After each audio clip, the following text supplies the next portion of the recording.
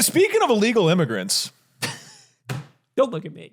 Yeah, wait. We want to talk about H-1Bs. I wanted to talk Did you about not get H-1B visas. No, That was an obvious softball to you. No, that was a really good softball, and I'm tired. Well, also it doesn't make sense. They're not illegal. They're nothing illegal about it. I wanted to talk about H-1B visas, which is something that people might know changed recently. I've heard that illegal aliens are getting H-1Bs.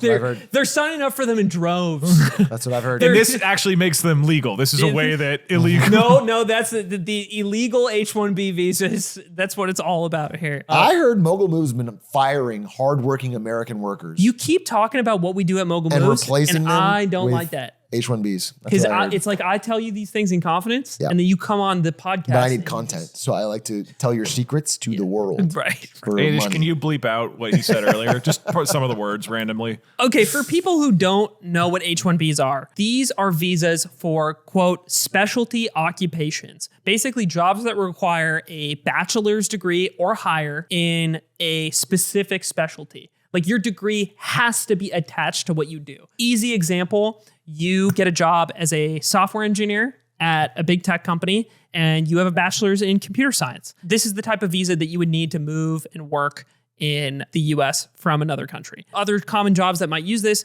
it could be an accountant, it could be a doctor. It wouldn't be somebody who is like a cab driver or like cleaning staff or someone like that. Yeah. There was a big change. Trump recently announced that they raised the application fee for this visa from a peak of $5,000 to $100,000. 100 racks, baby. Insane. Yeah, big deal. I mean, there's a lot of turmoil around H-1Bs. People, I think rightly in some cases, have felt that they are being undercut on their wages by H-1B workers.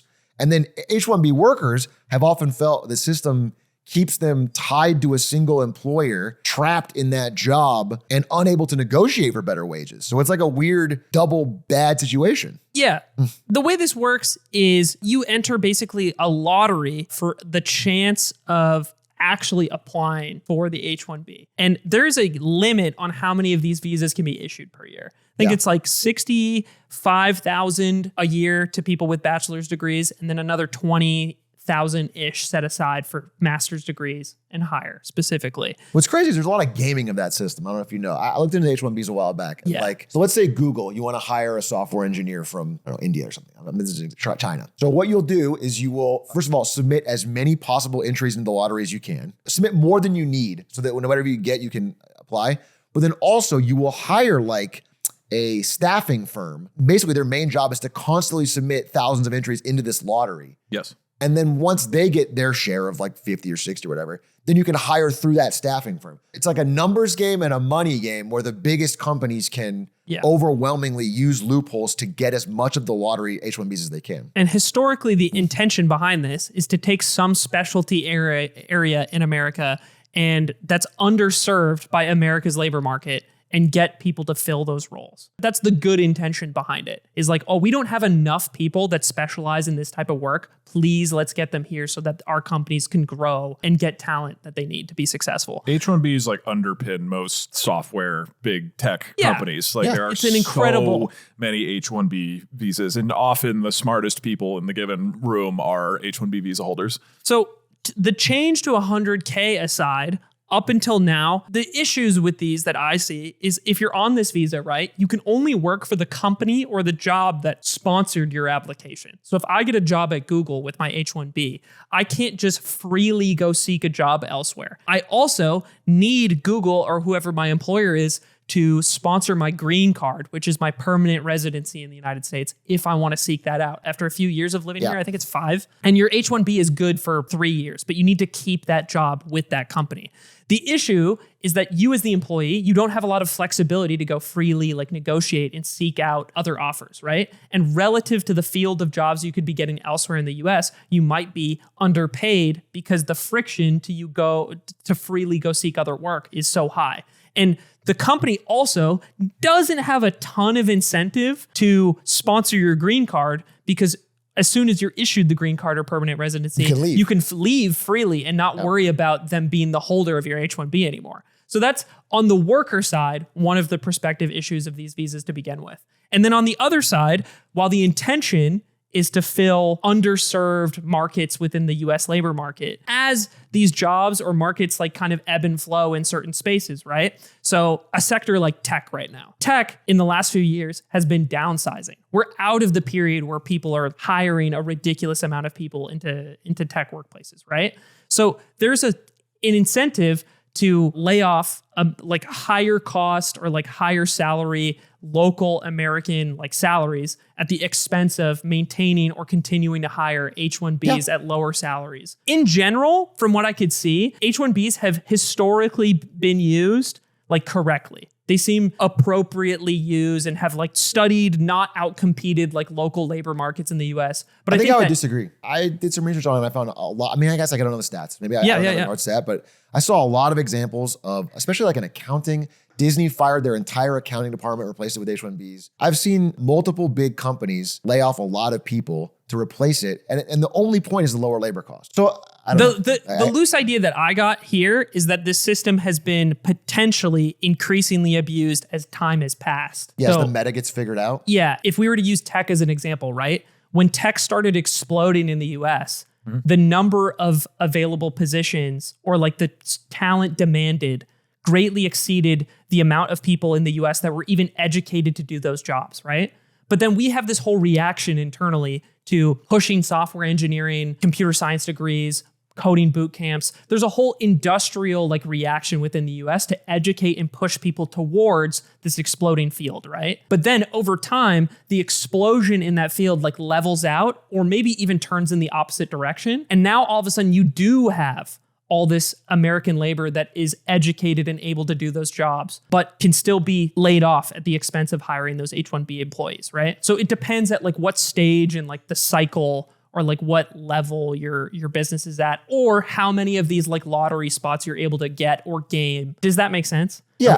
I'll villain share it. I don't hate immigrants actually. So I think they I was just about to say, I was going to say I'm strongly pro-immigration. I just think the H-1B system specifically is like rife with abuse. It is just a way to have undue leverage over a worker from a different region who you can then pay less than the local going rate in America. No, I think the core problem with this is that everybody loses, basically, right? Like if the companies benefit, to be clear. The companies are winning. Extremely, all the normal people, talented people, right? You get talented people for less money, and they can't leave, and they have no negotiating leverage. It's great for if you're Microsoft. This is great. Yeah, I think a good change to this would be if H-1B holders could basically freely seek other employment or freely seek other related employment while they were. Yeah, there's like two things, right? There's the O1 visa, which is like a super talented person who's really good at their job. They can get an O1 visa, which has more flexibility. That's the streamer visa. And that's what Linkus has. Yeah. Couple people, and that's become more and more chosen as the route to go. People have gotten way better. There's like systems now where you can fill out the right thing and figure it out, and the lawyer will help you get an O1 visa. That's been happening for top tier tech talent who don't want to be locked into the H-1B. So that's happening. And I think an expansion of that and a better funding of that and a better understanding of that to get more people, if people really are talented, want to come to America, it should be our number one priority to get them to be able to work here. Yeah. So I agree with that. And the second thing is this idea somewhat on its face makes sense, which is the idea that like, if there's $100,000 fee, then you're only going to get truly talented people for your H-1B. You're not going to get someone who you can just underpay. You're not going to get an accountant you can pay $45K instead of $60K from, a different country. That's the plan. That's the idea. I get the idea in theory. However, in practice, this law has a carve out, which is the White House can waive your application fee at any time. So in practice, what it means is everyone has to go through Trump. Every big company now has to go through Trump to get their H-1Bs at a discounted rate, not to pay $100K per. What happened when this rolled out is they said it was $100K retroactively. So every company was freaking the fuck out. And they were saying to all their H-1B employees, do not fly in. Like, stay over there. We'll figure this out. Don't.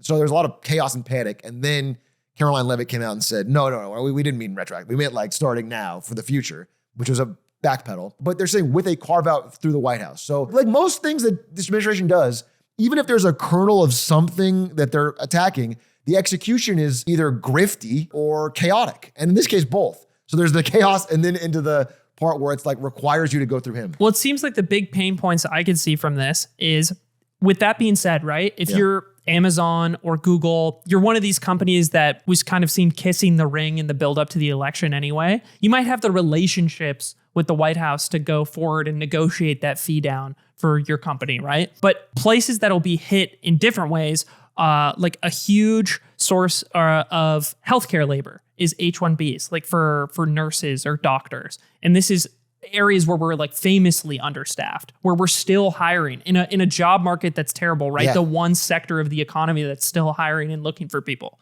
And if you work at like a smaller healthcare institution, like a smaller like local hospital or a smaller network within healthcare, you might not have the leverage or the connections to negotiate those application fees down, or even talk about those application fees being lower. Yeah, absolutely. That's the problem. Is it's a two-tier system where those with connections and those that kiss the ring and those that have something to offer the White House can get better deals on labor now, which is, again, crazy.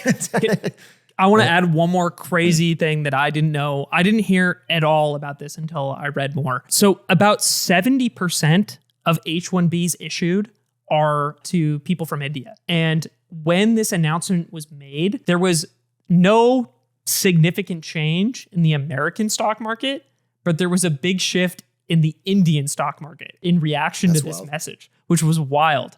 And I think because so many people like Indian diaspora that are in the US, like if you get one of these jobs, right, and you have this visa, part of the reason why you are getting this job is even relative to the American market, if your salary's low, right, it's probably much higher than what you were earning back home. And you send money back home to your family, and that helps, stimulate local economy or local business in like wherever your family lives in India, inadvertently, being attached to like Indian companies. And there was a reaction in the Indian stock market to this change being announced. And I thought that was pretty wild. There's huge companies that have made a business. I forget the names, but these IT companies where their whole thing Infosys is basically, and I know that. It's an H-1B fight. Like, it's so perverse onto how this whole idea is supposed to be, which is they're basically they apply for as many H-1Bs as possible. They just try to get as many as they can. It's almost entirely Indian workers. And then they just offload that to major tech companies for a fee. It's a fucking racket. It's terrible. So, again, I'm super, super pro, positive, skilled, fair immigration.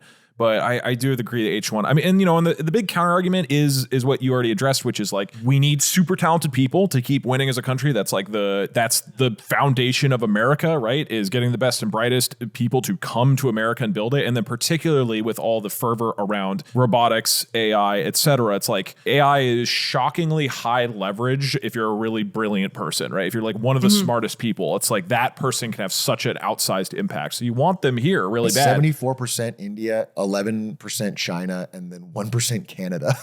So it's I know. Crazy. Isn't it crazy? It's just basically India and then a little bit China. Yeah. Again, the percentage of these visas these H-1B visas every year that go to the largest tech companies plus two gigantic Indian staffing firms is like, I want to say it's like 80%. It's like, I saw the stat and it was shocking. Oh, here you can see here, Amazon, Tata Consultancy, Microsoft, Meta, Apple, Google, Cognizant, JP Morgan, Walmart, and Deloitte.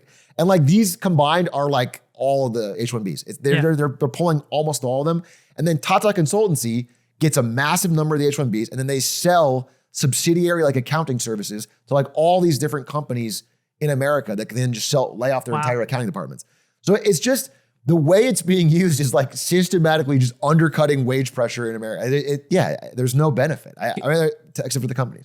Can I talk about? I want to one kind of tangential immigration thing related to this. So a bunch of people obviously do get green cards eventually, right? Yeah. Like eventually, not everybody does, but once you have your green card, you could apply for citizenship. But when you have your green card, there's a quota system on how many people from different countries can become citizens off of their green card. And these quotas don't scale with rates of immigration or population of countries. So obviously, like if you're from Denmark, like you'll be on your green card. I think it's 5 years, or maybe you need 5 years to get your green card. And then I think you can apply for your citizenship like right after that or something. But if you're from Denmark, we don't have enough Danish immigrants coming to the US to get anywhere near the quota. So you can just apply and then become a citizen. It's relatively quick as far as US immigration stuff goes, right? But as you can imagine, based on this number, dude, people are on their green card from India for like 15 to 20 years right now because of where they are in the queue within that ladder. Long line. Because we don't scale or change it at all, which seems absolutely ridiculous to me. No, it just feels like a really broken, underfunded, corrupt system that has so many like abuses and loopholes for the biggest corporations and not benefiting average Americans on immigration. I mean, the life is hard for the immigrants coming in. I mean, maybe they're making more money than they would make, but they're in a disadvantageous position at every step. They're like, I think you just have so little negotiating power once you're at that company that employs you, right? You know, you're put in a spot where you probably feel obligated to work longer hours, do more to keep your job. If you get fired, you lose where you live. Exactly. It's so, I mean, I have friends who have an H-1B. What I would say is, dude, one of the pure proofs that like this is not being used in the way it's intended is that part of the law is that everyone who hires somebody for an H-1B is required to have made a job posting. They have to prove they could not find a qualified American candidate for the role. That's like part of the law on H-1B. Yeah. And so the way they get around this is so obviously fraudulent. Like they have so many ways of like, they'll only post it in the newspaper. Yeah. Like and you have to require to mail in a letter with your resume. Like it's like the ways they get around like contest law. Like there's so many ways they do that so they can make sure that like no one can actually apply except for the candidate they want to underpay.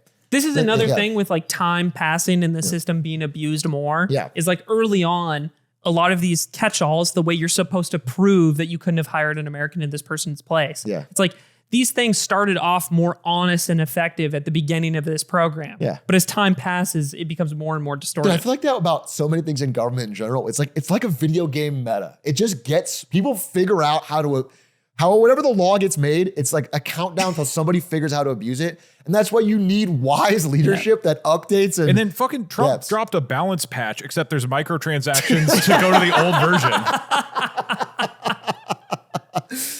Dude, true. It's pay to win. It's pay to win. It's pay to win. Hey guys. There's already a lottery system involved. So it's like you're already cracking. You're already cracking packs, dude. Packs. You're trying to get a 5-star accountant. Fucking Infosys gets approval to keep doing this without the 100,000. I mean, yeah, it's crazy. Well, so, yeah. I mean, do you guys have any more?